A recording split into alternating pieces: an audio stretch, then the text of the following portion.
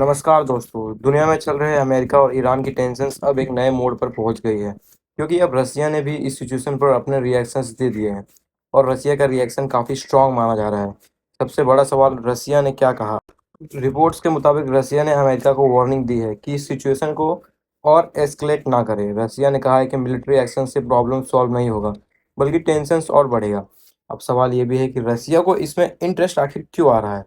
क्योंकि देखो, रसिया middle east region में एक इम्पोर्टेंट प्लेयर माना जाता है, और रसिया का ईरान का एक साथ स्ट्रेटेजिक रिलेशनशिप भी है। इसी वजह से रसिया ओपनली अमेरिका के एग्रेसिव स्टेंस पर कंसर्न जता रहा है। रसिया का कहना है कि नेगोशिएशंस और डिप्लोमेसी ही सोल्यूशन है। अगर डायरेक्ट अटैक हुआ तो रीजनल स्टेबिलिटी खतरे में बढ़ सकती है। अब सवाल ये भी है कि इसका मतलब क्या है आखिर। इसका मतलब ये है कि अगर अमेरिका ईरान पर एक्शन लेता है, तो रसिया इनडायरेक्टली ईरान के सपोर्ट कर सकता है, और ये सिचुएशंस को और कॉम्प्लिकेटेड बना सकता है। अब सवाल ये भी है कि क्या ये वर्ल्ड वॉर जैसे सिनेरियो बन सकता है। एक्सपर्ट्स का कहना है कि अगर मल्टीपल पावरफुल कंट्रीज इन्वॉल्व हो गई तो ग्लोबल कॉन्फ्लिक्ट का रिस्क बढ़ सकता है, और इसीलिए रसिया ने कॉशंस दिए हैं। अब सवाल ये भी है कि रसिया का मेन कंसर्न क्या है। रसिया का कहना है ऑयल सप्लाई डिस्टर्ब हो सकती है, जो कि हो रहा है। ग्लोबल इकोनॉमी पर इम्पैक्ट पड़ सकता है और इन्फ्लेशन बढ़ सकता है।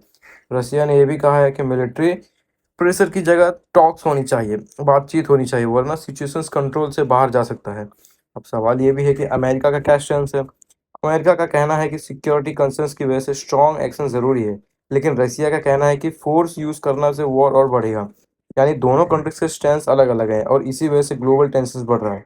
अब दूसरा सवाल ये भी है कि आम आदमी पर इसका क्या असर पड़ेगा। अगर टेंशन्स बढ़ता है तो ऑयल प्राइस, पेट्रोल, डीजल और महंगाई बढ़ सकती है, जो कि अभी बढ़ ही रहा है। इंडिया जैसे कंट्रीज जो ऑयल इंपोर्ट करते हैं, वो डायरेक्टली अफेक्टेड हो सकते हैं। अब सवाल ये भी है कि फ्यूचर में क्या हो सकता है। अगर नेगोशिएशंस हुआ तो टेंशन्स कम हो सकता है, और मिलिट्री एक्शंस हुआ तो रसिया और दूसरी कंट्रीज का इन्वॉल्वमेंट बढ़ सकता है। तो दोस्तों, सिंपल शब्दों में रसिया ने अमेरिका को वार्निंग दी है कि सिचुएशंस को एस्केलेट ना करे और डिप्लोमेसी का रास्ता अपनाया जाए। ये डेवलपमेंट इसीलिए इम्पोर्टेंट है क्योंकि अगर पावरफुल कंट्रीज इन्वॉल्व होती है तो ग्लोबल कॉन्फ्लिक्ट का रिस्क बढ़ जाता है। आपका क्या मानना है, क्या नेगोशिएशंस होगा या टेंशन्स और बढ़ेगा? कमेंट में ज़रूर बताएं। धन्यवाद, मिलते हैं नेक्स्ट वीडियो में। rules. By what rules? But what kind of rule is it when three states, France, Germany, and Poland, came to Kiev and, as guarantors, signed a paper on the agreements between the opposition and the authorities headed by President